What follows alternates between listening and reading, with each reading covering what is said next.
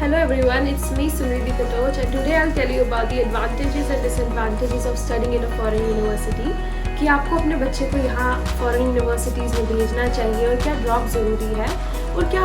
आपको अपने पैसे किसी इंडियन प्राइवेट यूनिवर्सिटी में इन्वेस्ट करने चाहिए या नहीं। This is Shiv. मैं यूक्रेन में पढ़ रहा हूँ और अभी सेकेंड ईयर में हूँ। मैंने विदाउट ड्रॉप 460 स्कोर किया था नीट में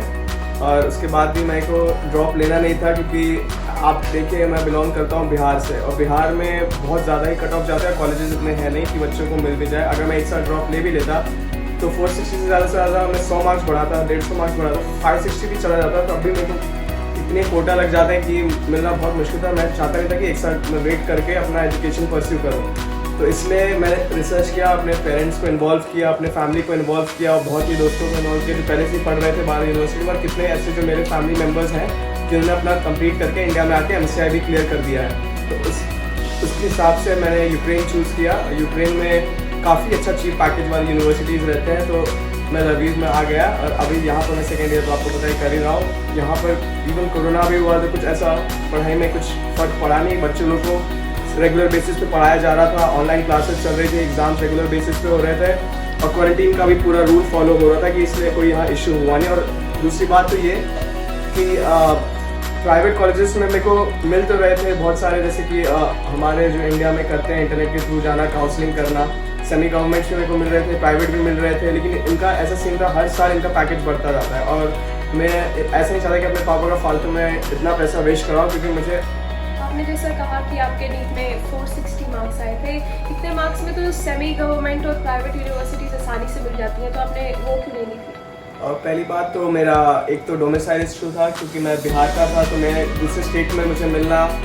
बहुत ही मुश्किल रहता, वो भी ऑल इंडिया कोटा से जाना पड़ता। और दूसरी बात अगर मिल भी जाती तो ऐसे कॉलेजेस मिलते हैं जिनका package around 10 lakh per year होता और 10 लाख से सिर्फ एजुकेशन की मान के चलिए, बाकी आपका हॉस्टल और खाना पीना, रहन सहन और जो आप मस्ती मौज करते हैं उसमें समझिए कितना खर्चा होगा, 15 लाख मान के चलिए। मैं ये चीज़ सोच रहा हूँ कि इतना मैं पैसा दे के अगर कोई इंडियन प्राइवेट कॉलेज में दूँ जहाँ का हॉस्टल्स भी आप जानते हैं कैसी हालत रहती है in terms of ragging, in terms of facilities, in terms of वहाँ आपको सोचिए एक कोने में, मेरे को एक कोने में पड़े नहीं रहना था, मुझे अपना एजुकेशन भी परस्यू करना था और अपनी लाइफ भी चाहिए थी, क्योंकि यही टाइम है मेरे पास कि मैं अपने ड्रीम्स को फॉलो कर सकूँ। उसके बाद में अगर एक बार डॉक्टर बन गया तो मुझे अपनी पूरी चीज़ पेशेंट के लिए लगानी है, पूरी एजुकेशन उनके लिए लगानी है, तो मैं कहीं अपना टाइम वेस्ट नहीं करना चाहता था, तो मैंने ये कंट्री परस्यू किया थी। तो आपको कौन सा एक ऐसा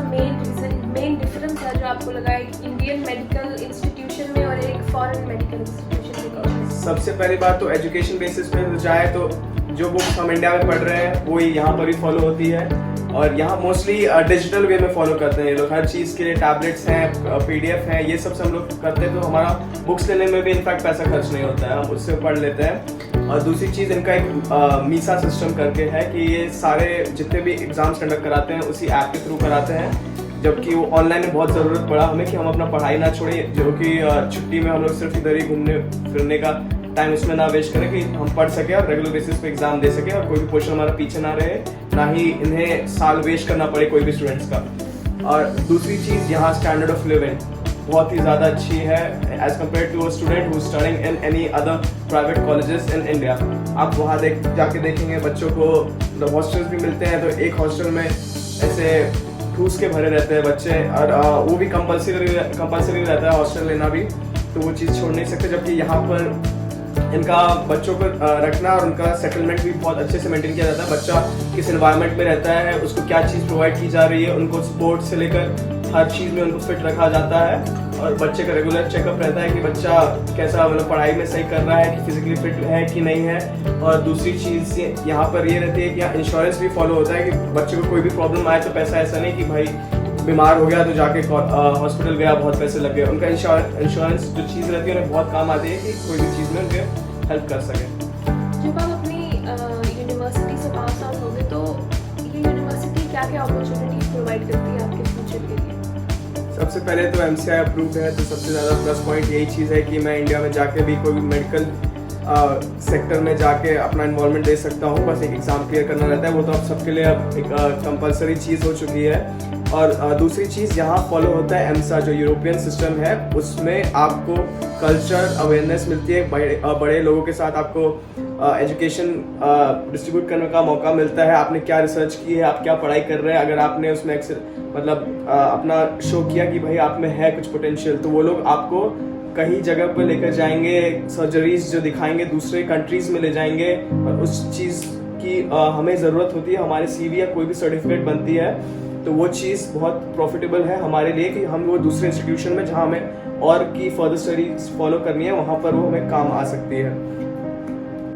और रही बात ये यूनिवर्सिटी की, तो मोस्टली जो भी यूक्रेन की या कोई भी कंट्रीज़ हैं, जैसे रशिया में है, चाइना में है, उनकी रैंकिंग इंडिया के कॉलेज से ज़्यादा ही है। कुछ भी देख लीजिए आप, एम्स की भी देख ले, मोस्ट ऑफ द एम्स की रैंकिंग इस कॉलेज से नीचे है। और मैं तो शॉक था ये चीज़ देखने के बाद। तो सबसे पहले मैं सोचा भाई मुझे तो जाना पड़ेगा इसी कॉलेज में। ये सब मैक्सिमम एडवांटेजेस थी। ऑफ कोर्स डिसएडवांटेजेस भी होंगे यहाँ पे, तो आपको क्या महसूस हुआ कि मेन डिसएडवांटेजेस क्या है फॉरेन मेडिकल यूनिवर्सिटी में पढ़ने के? डिसएडवांटेज तो इतना कोई मेजर नहीं है, बस ये है कि अगर आप कि कोई भी पेरेंट्स नहीं चाहेंगे कोई बच्चा इतना हज़ारों मील दूर पढ़े।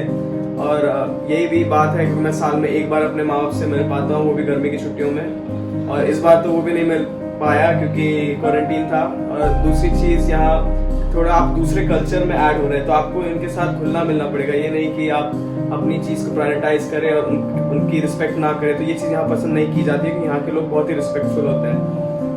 और एक और चीज़ है जैसे कि यहाँ पर खाने का जो हमें मतलब इतनी वैरायटी नहीं मिलती है जितने इंडिया में है, तो उन्हें टेस्ट बड को काबू करना पड़ता है। और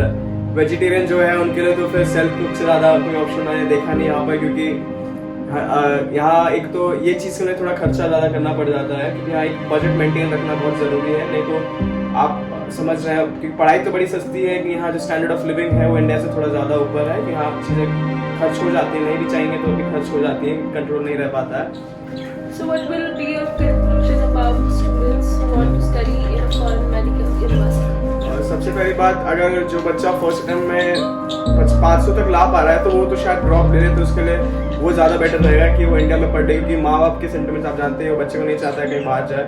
अगर कोई बच्चा ड्रॉप लेने के बाद भी बार 350, 400 ये रेंज में रह रहा है, या 20-30 मार्क्स साल भर में बढ़ा ले रहा है, तो उसका कोई मतलब नहीं है कि वो पैसा वेस्ट करे या वेट करे इंडिया में पढ़ने का, क्योंकि स्टडीज़ के मामले में दोनों चीज़, यहाँ की भी एजुकेशन सेम ही है, वहाँ की भी एजुकेशन सेम ही है। तो मैं नहीं चाहूँगा कि वो अपना टाइम वेस्ट करें और पैसा वेस्ट करें और फालतू में फिर से 1 साल जगह के एफर्ट्स लगा के कोई कोचिंग में पैसा दें। ये तो बिजनेस इंडिया में कोचिंग का, बस बच्चे को उनको मतलब है नहीं बच्चा सेलेक्ट हो ना हो, उनको कोचिंग में बच्चे लेने और अपना यही धंधा चलाते रहना है। So Shiv, thank you for your time. I hope you have a great future ahead. My pleasure. So it's me, Simriddhi, signing off. Hope to see you in further videos.